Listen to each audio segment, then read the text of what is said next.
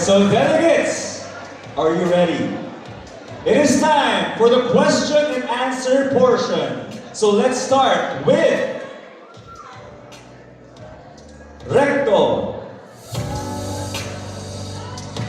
Tagisa ng talino.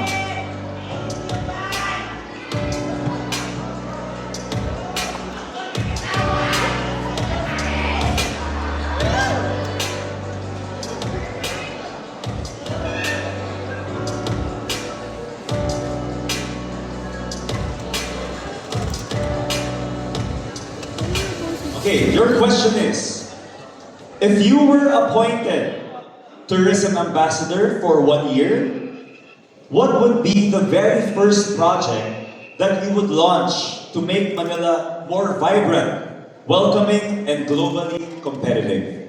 Do you want me to repeat the question? If you were appointed tourism ambassador for 1 year, what would be the very first project that you would launch to make Manila more vibrant, welcoming, and globally competitive? If I were to be the tourism ambassador, the first thing that I will do is to expand the education for our children. Because I believe our children is the future and they are the people of tomorrow and they are our destination.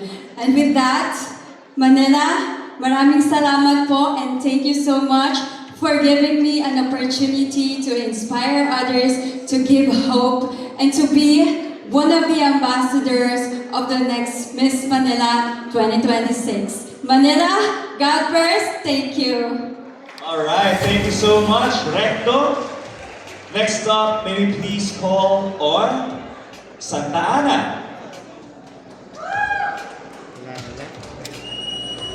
Layo. And you know her answer, Miss Recto, you can never go wrong with education. Education true. really helps uplift a community. Yes, I agree. Hello, Miss Santa Ana. Please pick your question.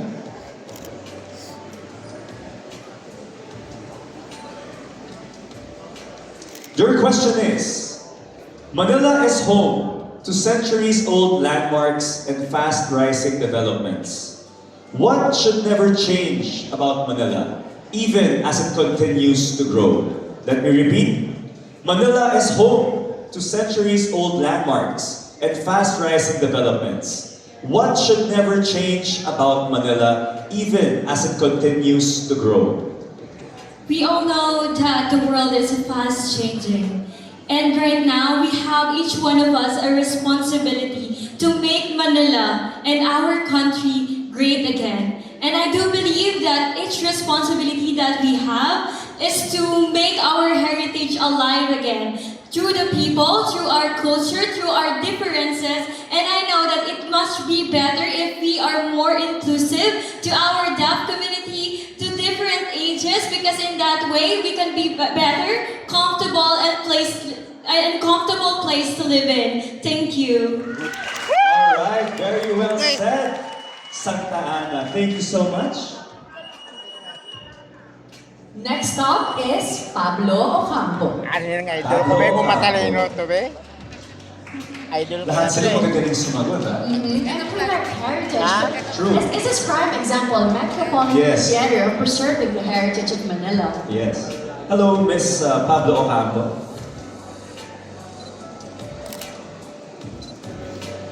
If you could introduce one innovative idea from another city to improve life in Manila, what would it be?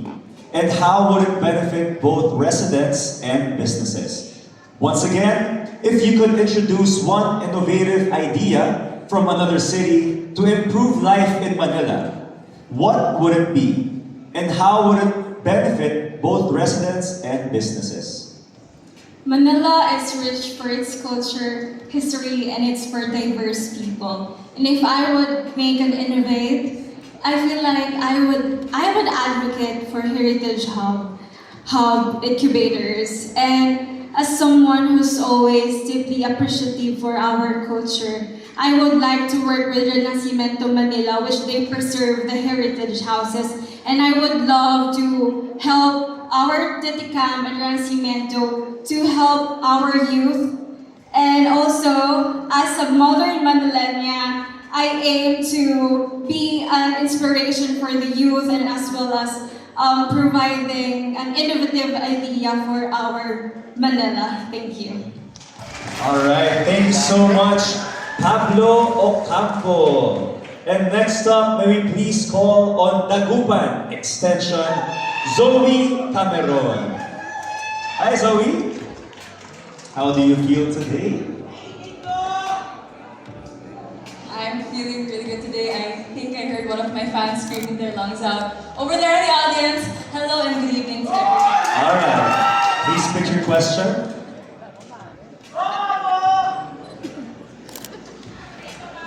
Taga sa inyo yan, pre. Okay, Tawid. Atisa, this is your question. Are you ready?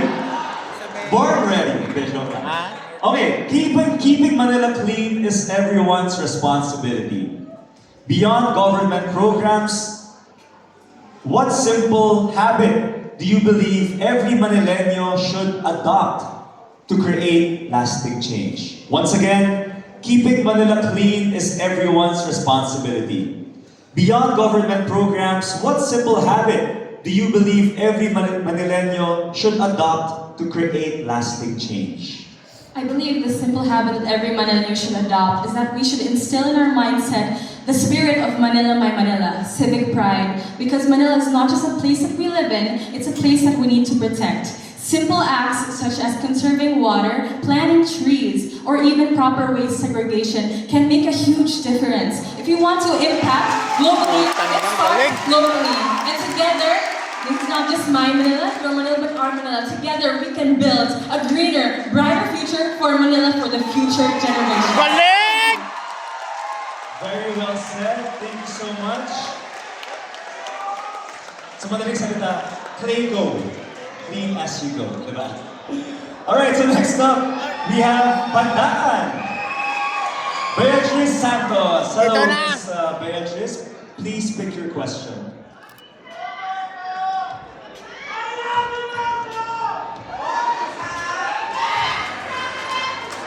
I love you too.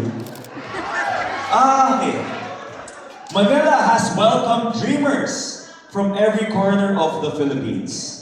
What responsibility does this city have to those who come here chasing a better future? Once again, Manila has welcomed dreamers from every corner of the Philippines. What responsibility does the city have to those who come here chasing for a better future? We often hear the words, makikipagsapalaran ako sa Maynila. Because I believe that Manila is a gateway of our dreams. Dito nagsisimula ang lahat. Ako bilang estudyante noon, dito rin ako nagsimula ng harap. At ngayon, happy ako na nandito ako sa stage, nandito ako sa Miss Manila. Thank you. Alright, thank you so much. Bandakan, Miss Beatrice Santos. Up next is Miss Intramuros. Wow, daming fans ni Miss Intramuros. You want to give a shout out to all your band? Of course, shout out to my family, my friends, and everyone cheering for me. I'm very, very grateful, Marco, that I'm here and that I have the support of many people. Yes, you are very well loved. So now, are you ready for your question? Please pick. Okay. Galing yung Dagupan. Escolta, Quiapo, Intramuros, and Binondo each tell a different chapter of Manila's history. Why is preserving heritage just as important as building modern cities? Once again, Escolta, Quiapo, Intramuros, and Binondo each tell a different chapter of Manila's history. Why is preserving heritage just as important as building modern cities? You know, when I talk about Manila to other people, I don't just talk about the beautiful sceneries, the heritage sites, and the cultural districts that we have, but I talk about the stories behind Manila. Because I do believe that Manila has been through a lot time and time again, and it shows that we can stand tall no matter what. And I do believe that we must invest in preserving our structures, but we must also preserve our stories. Because I do believe that it is not just my Manila, it's your Manila and our Manila. Thank you. I love that answer. It's everyone's Manila. Every Filipino's Manila, and not just Filipinos, but sa buong mundo. Manila is open to everyone. Hi, Miss Morales. Hello, Ms. Marita. Please put your question.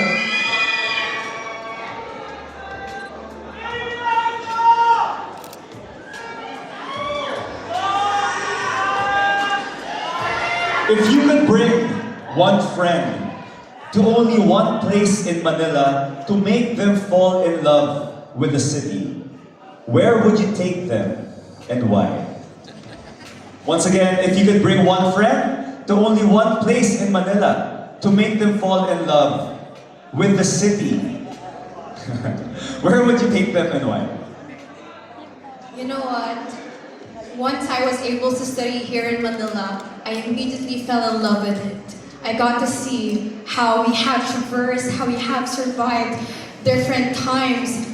We have been colonized for multiple years over the past. However, we have withstood all those adversities. And that place that I would definitely love to showcase would have to be Intramuros. Primarily because it really depicts how much we have progressed and also showcases our past, our future, and that is something that we should also protect continually. Thank you. Alright, very well said. Thank you so much, Ms. Marita. Of course, let's move on to Balik Balik. All of our candidates answer the questions very well. Please pick your question. Everyone has wonderful questions. It would be hard for the judges to score this. Okay. Tourism today is driven by social media. How can Manila encourage visitors to look beyond viral destinations and discover the city's deeper stories? Once again, tourism today is driven by social media. How can Manila encourage visitors to look beyond viral destinations and discover the city's deeper stories? Indeed, tourism is a vital part in our society. And of course, this is something that we should all protect. And in order to protect and encourage other people to visit the less locally known spots here in Manila, I believe we should leverage the use of social media. As a social media content creator and events host myself, I believe it is our duty to always make sure that we appreciate the values and the cultures and the stories behind our Manila. Because every street has a community and every community has a story that is worth sharing. Thank you. Alright, thank you so much, Miss Balik Balik. Now it's your time to answer the Nagupan questions ako. on the quiz. Alright, last two contestants, please pick your question. Wala yung sa akin, wala. Nagupan. Binondo is known as the world's oldest Chinatown and one of Manila's greatest culinary destinations. What does food reveal about the identity of a city? Once again, Binondo is known as the world's oldest Chinatown and one of Manila's greatest culinary destinations. What does food reveal about the identity of a city? It reveals the identity of our city because it is part of our culture and tradition. We have a lot of food in the Philippines, and one thing that I'm really proud of is halo-halo. You know why? Because it has a lot of distinct mix and flavor, and just like Manila, we are diverse but we are united. And just like me, I would like to be an inspiration to others and create a difference and create an impact to other people, just like halo-halo. Thank you and good evening. One more question. Saan ang best halo-halo sa Manila? Diba? Probably in Binondo as well. I've been Binondo. there, Marco. Have you been Okay. there? Actually, hindi pa. Who can take me to Binondo? Pero nung bata ako, nakapunta na ako ng Binondo. But recently, hindi. Halo-halo? G? G. Okay, let's go. Thank you. Thank you so much. Now it's time to answer your questions, Singalong. Singgalong!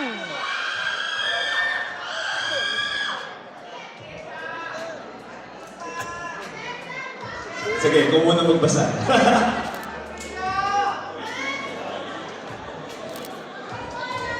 A city's greatest landmark isn't always a building. In your opinion, who are the true icons of Manila? Once again, a city's greatest landmark isn't always a building. In your opinion, who are the true icons of Manila?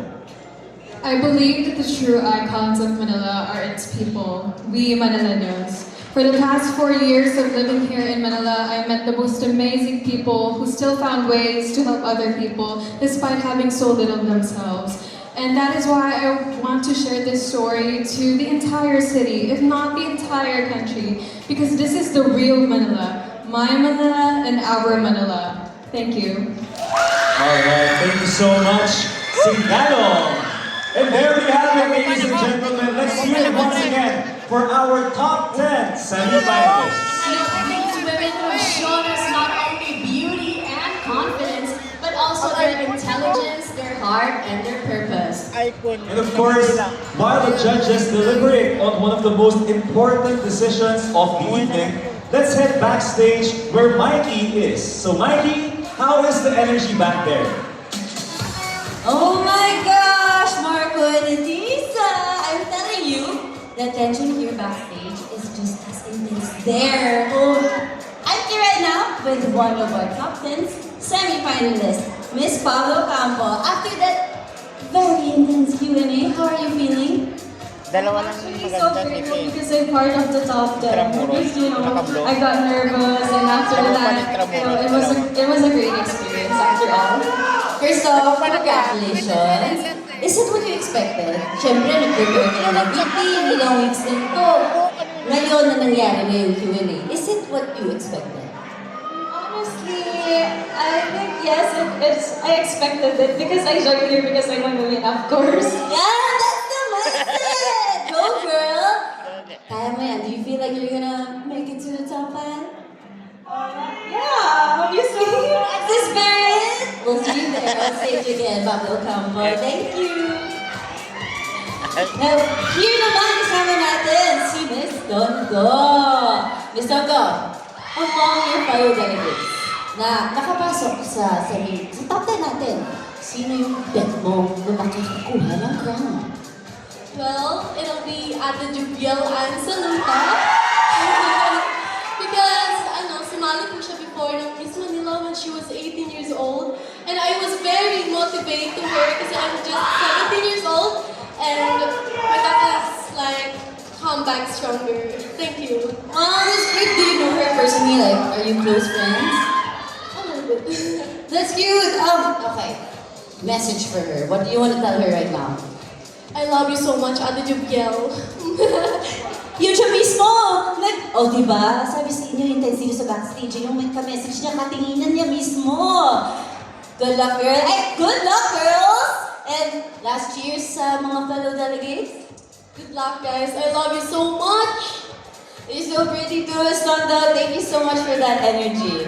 Now, I'll give it back to you guys on stage. Marco and Atisa. Alright, thank you, Mikey. You know, Marco, after hearing those answers, I'm very glad we're the hosts tonight and not the judges. Yes, I agree 100% because hosting is easy. We smile, we engage with everyone, we enjoy the show, and meanwhile, the judges here have to decide who among these amazing women will move one step closer to the crown. Wala namang masyadong pressure, di ba? No pressure sa mga judges natin.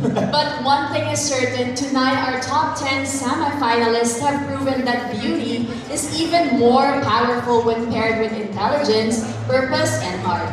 Yes, and if their answers were any indication, the future of Manila is definitely in good hands. So now, ladies and gentlemen, the competition continues. The journey towards the crown is far from over.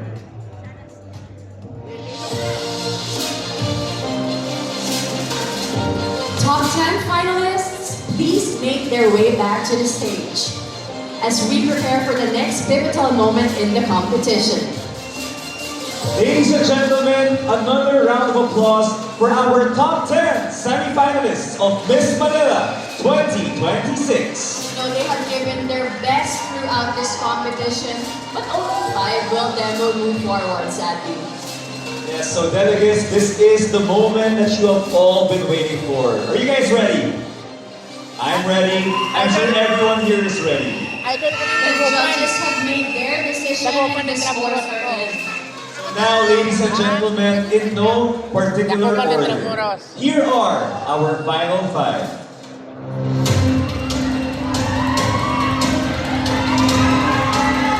Dagupan! Okay, so dito sa nasa taas, who do you want to be Dagupan! part of our final 5? Dagupan! Dagupan! Dagupan! Dagupan! Sorry, wala akong makita. Medyo bulag ako from Dagupan! Okay, so now, I have the final 5 in my hands. So the moment of truth is finally here. So first up, you are part of the final 5. Pasok si Intramuros, Dagupan. Pasok mo. Singalo, Ina Isabel Manado.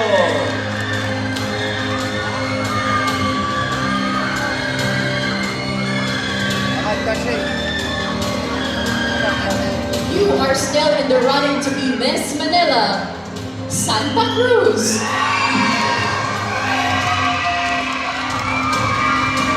Pasok mo yun si Bandakan.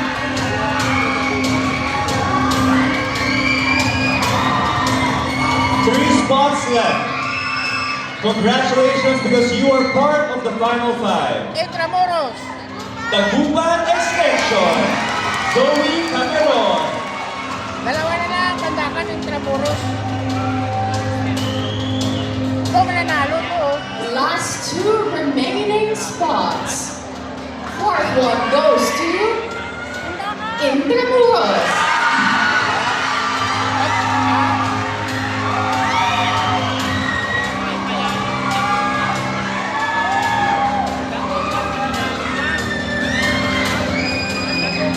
And of course, last, but definitely Pasok not Bandakan, the pre. least, to complete our final 5, congratulations, Pandakan Becky Santos!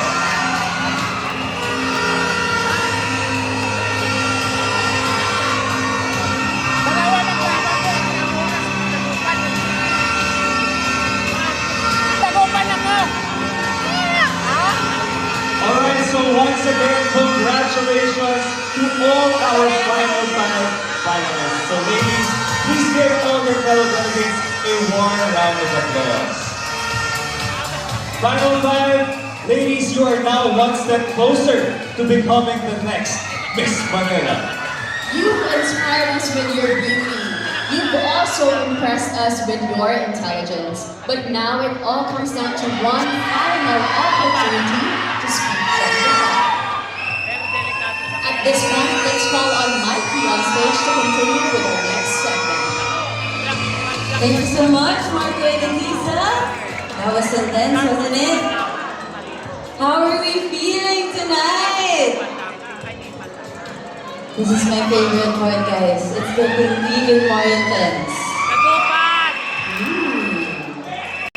Ladies and gentlemen, for this final challenge, all 5 finalists will answer the same question. And to ensure fairness, the remaining finalists will wear noise cancellation headsets. Each candidate will be given 40 seconds to answer. Are you guys ready? Ladies and gentlemen, let's begin. Let's call on. Please step forward, Ms. Nika.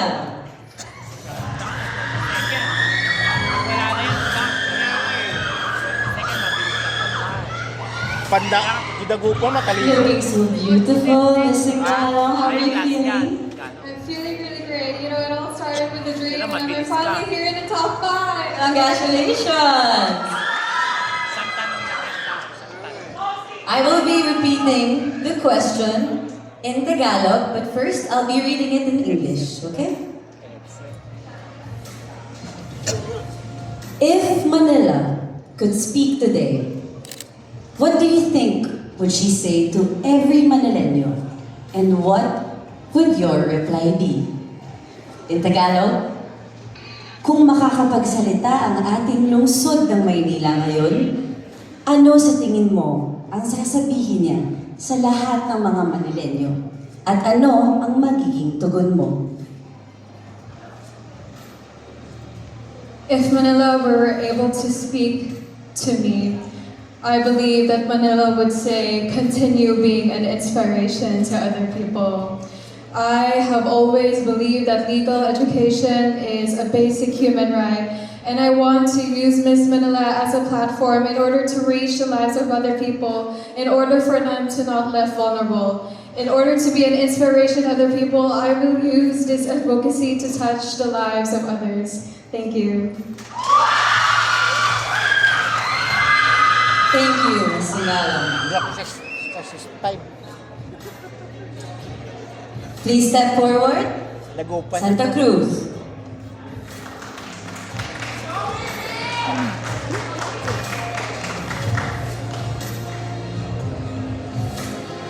Intramuros mo na. Kalina din rin, no? I love your dress. Are you ready? If Manila could speak today, what do you think would she say to every Manileño? Galingan. And what would your reply be? In Tagalog, kung makakapagsalita ang ating lungsod ng Maynila ngayon, ano sa tingin mo ang sasabihin niya sa lahat ng Manileño? At ano ang magiging tugon mo? See the streets beyond the skylines. I am the city that is built by a generation of dreamers, heroes, and survivors. I've had a lot of challenges, but I was able to rise from it, not just because I am perfect, but because my people never stopped believing in me. And to my people, I see your struggles and I celebrate your win. And I will promise you that we will get better, because my greatest strength, Manila's greatest strength, has always been you, Manileños. Thank you. Thank you, Santa Cruz.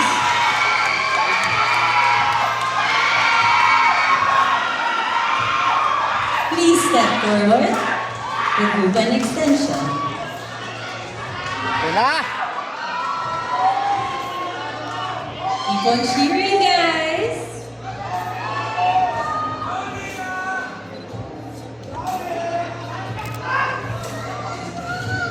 I'll be reading the question in English first, then I'll be repeating it in Tagalog. If Manila could speak today, what do you think would she say to every Manileño? And what would your reply be?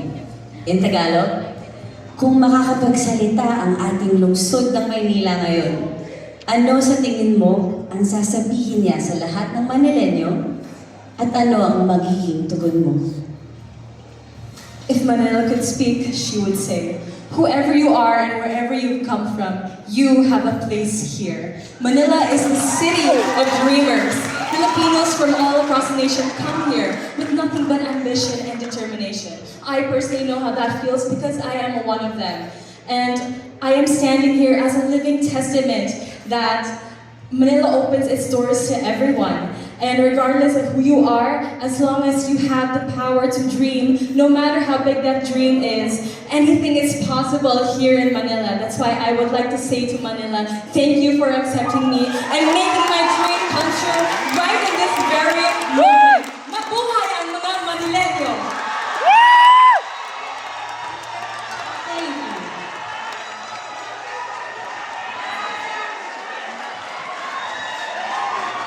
Now please step forward, Intramuros.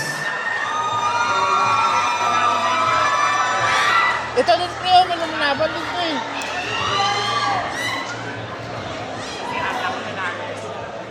The question is, If Manila could speak today, what do you think?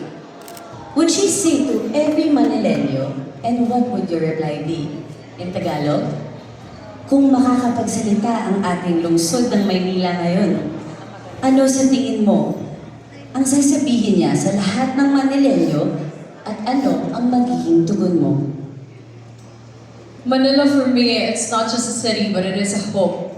And so, if Manila could speak, I would think it would say, care for me. Care for my people, continue giving my people opportunities.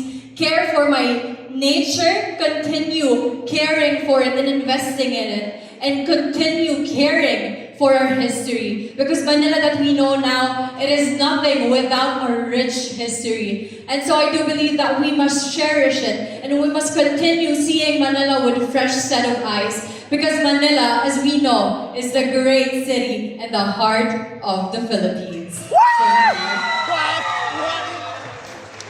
Thank you. And lastly,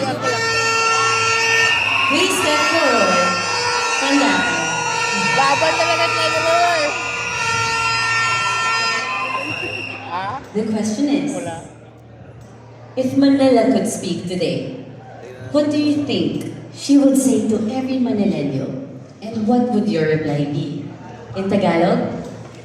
Kung makakapagsalita ang ating lungsod ng Maynila, ano sa tingin mo ang sasabihin niya sa lahat ng Manileño at ano ang magiging tugon mo? If Manila will speak, I think she will say, welcome po kayo sa Maynila. And my answer will be, biyahe na sa Maynila. As a cabin crew, I've had the opportunity to travel around the world. And yet, every time I come home, Manila reminds me of who I am and where I started. Manila isn't just a city. It is a place filled with dreamers, workers, students, vendors, jeepney drivers, and every Manileño from different walks of life that continue to move forward with strength, grace, resilience, faith, and hope. Manila is not just my Manila, it's our Manila. Welcome po kayong lahat dito sa Maynila. Thank you.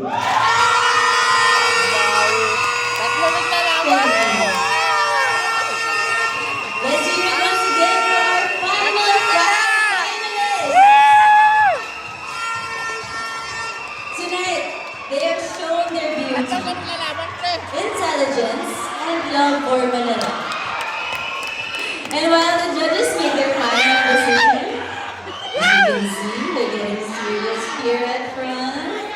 And we honor the woman who has proudly worn the crown over the past year. A queen who has represented Manila with grace and dedication. Tonight, she takes her final walk as Miss Manila.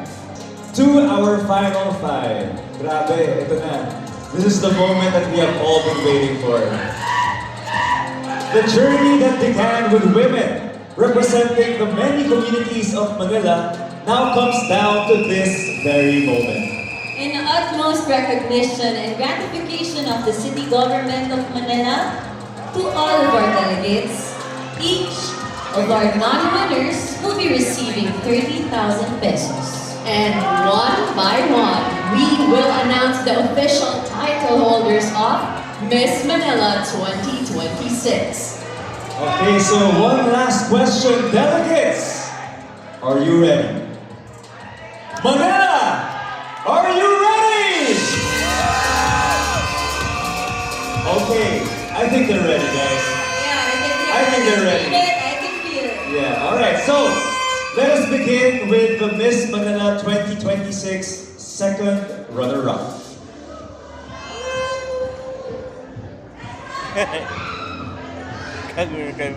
The second runner-up is Santa. Singano!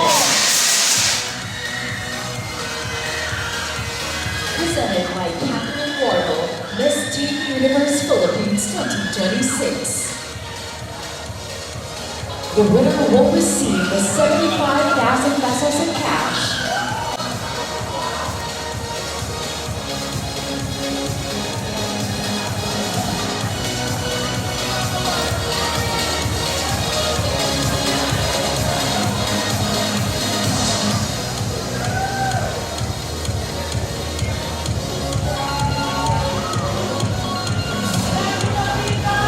Lumaban pa sa Pandakan, no? Congratulations to our second runner-up. Next is our Miss Manila 2026 first runner-up. Tatakot. And our first runner-up is Intramuros. Dalawan ka na. Pilihan. The winner will receive 100,000 pesos in cash. Dagupan talaga.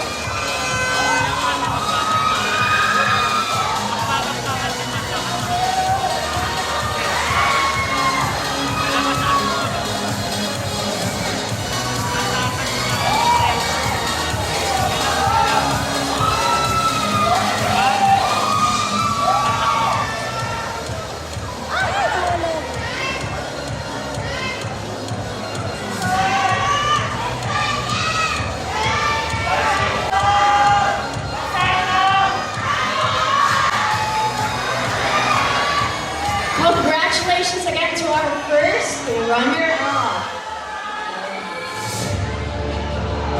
Congratulations. We now move on to our next special city titles. Our Miss Manila 2026 charity is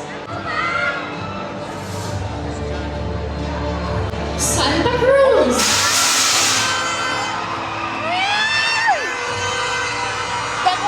Presented by John Miss Universe Philippines Manila 2025. The winner will receive 250,000 pesos in cash and 10,000 pesos worth of GB products.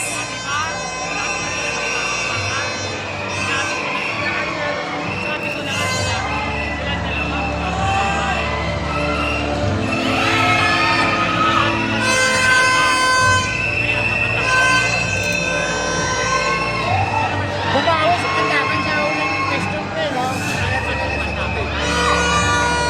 Wala na namin Dagupan, pre.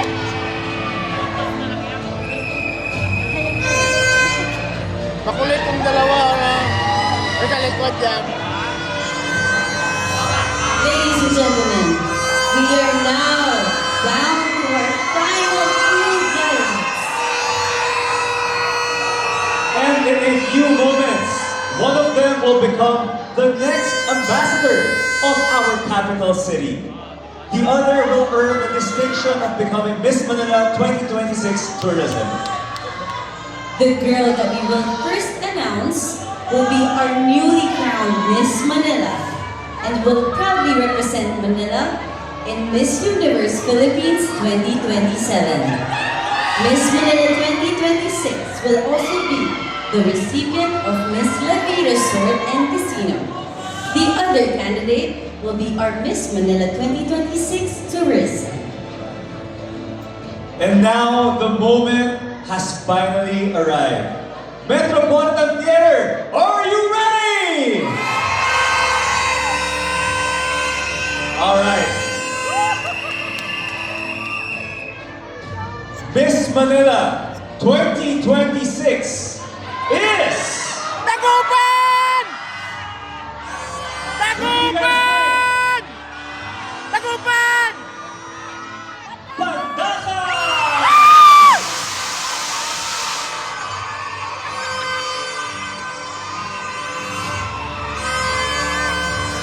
Miss Dagupan Extension, you are Miss Manila 2026 Tourism. Oh! Miss Manila Tourism 2026 is presented by Crystal Valenci, Director of the Department of Tourism, Culture and Arts of Manila. The winner will receive 250,000 pesos in cash and 10,000 pesos worth of GB products.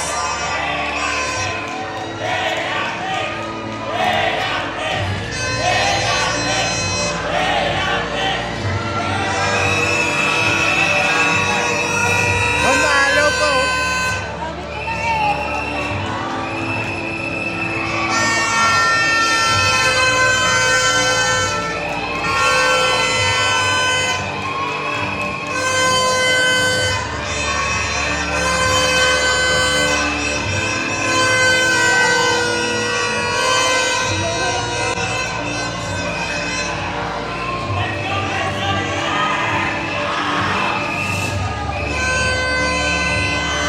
And once again, your Miss Manila 2026 is Pandakan!